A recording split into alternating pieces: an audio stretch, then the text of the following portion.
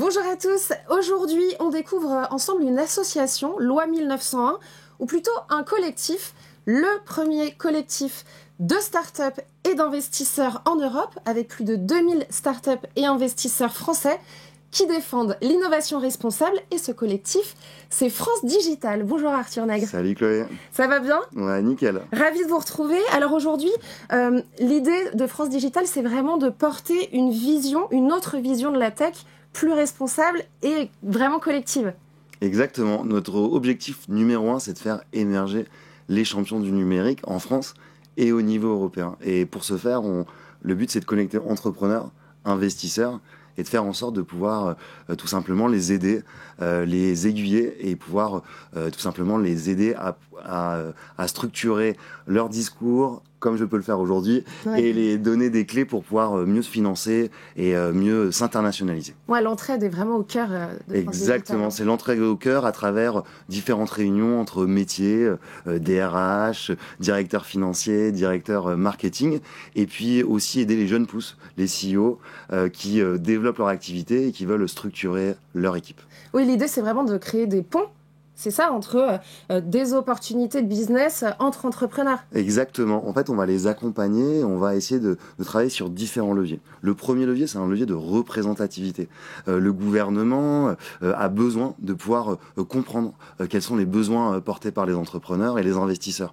On a aussi besoin tout simplement de pouvoir les aider à se financer à travers de nouveaux instruments, et notamment certains de l'État, comme peuvent le mettre à disposition ceux de la BPI. Et puis le troisième, tout simplement, c'est de essayer de travailler sur l'ensemble des barrières rencontrées par les entrepreneurs au développement de leur activité. Mieux recruter, s'internationaliser et être en capacité aussi de travailler sur de l'impact by design. Dans une compétition mondiale, la particularité de l'écosystème français, c'est justement cette capacité à pouvoir essayer d'avoir des actions et des business models qui puissent permettre d'avoir un impact positif sur la société et un impact positif sur l'environnement. Et encore une fois, dans une compétition mondiale, c'est comme ça que les solutions françaises et les solutions européines pourront émerger. Ah, donc c'est vraiment un gain de temps incroyable pour les entrepreneurs. Exactement, c'est un fast track et l'idée c'est partout en France que les entrepreneurs puissent se réunir en fonction de leurs besoins et en fonction aussi du contexte économique. Et chez France Digital, à travers nos 2000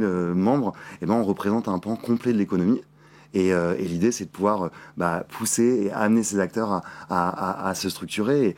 Et mes parents, ma famille, par exemple, et l'objectif de cet échange, c'est aussi de faire comprendre que ces solutions, elles sont dans notre quotidien.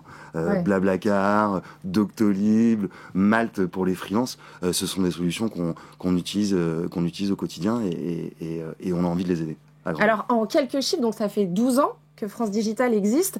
Chaque année, c'est plus de 1000 rencontres entre start-up et investisseurs, plus de 450 rencontres avec des grands groupes, des décideurs publics.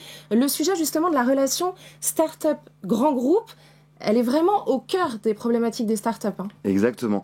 2024, c'est vraiment l'année de la contractualisation. On a connu une période faste, les startups, effectivement, et depuis 12 ans, finalement, cet écosystème a pu grandir. Et au début, c'était peut-être la jeunesse, puis l'adolescence et une crise qu'on a pu connaître, mais maintenant, c'est l'âge de la maturité. Et la maturité, c'est de pouvoir aller finalement contractualiser avec des grands groupes. Et dans les startups, finalement, l'objectif, c'est de pouvoir avoir des leviers de financement. Et le principal levier de financement, le meilleur argent, ça reste celui de son client. Et donc notre idée, c'est de pouvoir aider les grands groupes aussi à se transformer. Et ces grands groupes, de la même manière, ont des enjeux, une évolution très forte des métiers, des compétences, la façon d'adresser leurs clients, la façon de pouvoir s'internationaliser.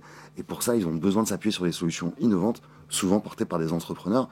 Et donc notre rôle, c'est de pouvoir finalement créer un bassin commun plutôt que chacun soit dans son couloir de nage, et créer une grammaire commune entre entrepreneurs de la tech et grands groupes, chacun avec leur culture, chacun avec leurs forces, et essayer de créer des champions au niveau français et au niveau européen. Et aujourd'hui, les grands groupes sont ouverts à ce travail comme ça, start-up, gros groupe? Alors oui, ils le sont ouverts et oui, ils ont envie de travailler. Par contre, c'est une mécanique nouvelle. C'est des temps de contractualisation qui sont forcément un peu réduits. La vie d'une start-up, dans son démarrage, elle est forcément moins pérenne qu'une PME qui a 25 ans d'existence. Et donc, on est obligé de créer des mécanismes pour faciliter cette relation. Mais nous, chez France Digital, on est persuadés que justement, les entrepreneurs français, les entrepreneurs européens et ceux de la tech ont un rôle à jouer dans la transformation de ces grands groupes. Et on a envie d'avoir justement ces grands frères que sont ces grandes sœurs Carrefour, Thales, Dassault, Edenred et j'en passe, de pouvoir justement compter sur la start-up pour pouvoir se développer. Et on compte sur un ensemble de corps intermédiaires qui sont les incubateurs, les accélérateurs, les entrepreneurs bientôt, mais aussi les écoles. Et notre but, c'est de former tout ce monde-là pour faire émerger cette nouvelle génération d'entrepreneurs. Et c'est là où le terme collectif prend tout son sens. Exactement. On est une association, on a un collectif, et le but, c'est justement de pouvoir s'aider et que le DRH, par exemple, on était chez Conto cette semaine, la banque des entrepreneurs qui grandit. Et effectivement, l'idée, c'est de pouvoir réunir 250 DRH qui ont des questions particulières, qui vivent un contexte aussi spécifique, et de pouvoir leur donner des clés de compréhension et que, effectivement, que la DRH de Conto puisse expliquer son quotidien, les outils qu'elle a mis en œuvre à forcément un CEO qui est en voie de structuration de son entreprise et de pouvoir comprendre. Et derrière aussi, on a essayé de faire en sorte de réunir 25 écoles et leurs étudiants. Alors bien entendu, Polytechnique, l'ESSEC, HEC, le SCP, Kedge, qu'on voit régulièrement au sein de nos startups, mais aussi d'autres acteurs comme Simplon, 42, Iconoclast, Rocket School, et de finalement fédérer ces étudiants-là pour leur montrer que ça vaut le coup de s'intéresser à ces startups et finalement de s'intégrer à ce nouveau pan de l'économie comme je l'ai expliqué juste avant. Et ouvrir la porte à la diversité aussi. Et ouvrir la porte à la diversité, c'est hyper important justement parce que moi, ma femme est anglaise, je vis à Bruxelles, donc forcément dans un monde très international, et on se rend compte que dans le milieu anglo-saxon, toute la sève et tout l'ADN de leur succès repose aussi sur les talents, et les talents les plus divers.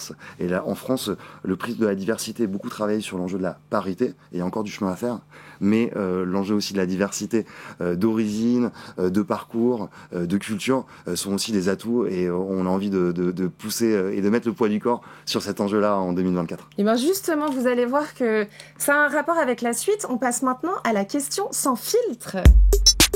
Et cette question sans filtre, elle est celle-ci.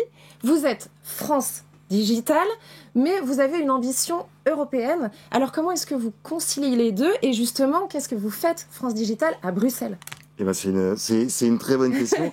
Notre rôle, c'est toujours un rôle de représentativité. Et en fait, on a fait un travail depuis 12 ans au niveau français pour justement s'assurer que les instruments mis en place par les politiques soient favorables au développement de ces startups et permettent justement de fertiliser tout ce terreau de compétences. Et l'idée maintenant, c'est de passer à l'étape supérieure. On a des startups, des scale-up qui peuvent être appelés PME innovantes, qui représentent plus de 1000 employés, 2000, et en fait on a envie de les faire passer à l'échelle.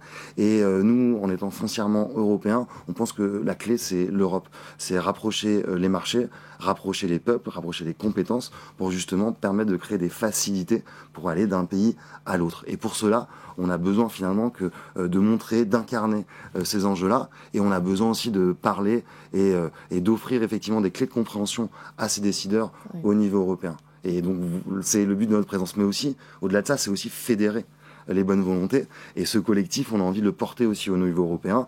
Et je pense que vous êtes capable, et tu es capable de citer des exemples de startups françaises qu'on utilise au quotidien. Ouais. Mais c'est plus compliqué de citer des startups allemandes, des startups italiennes. Mais ça, oui, en effet, je te confirme. Voilà. Que les startups allemandes, je suis pas encore très Et donc, le but, c'est justement de pouvoir mettre la lumière sur ce réseau d'entrepreneurs et d'affirmer cette singularité. On parle beaucoup de réglementation, d'intelligence artificielle, et on pense que l'Europe, encore une fois, dans un rôle mondial, a son grain de, on va dire, sa granularité, son petit timbre, sa coloration à jouer.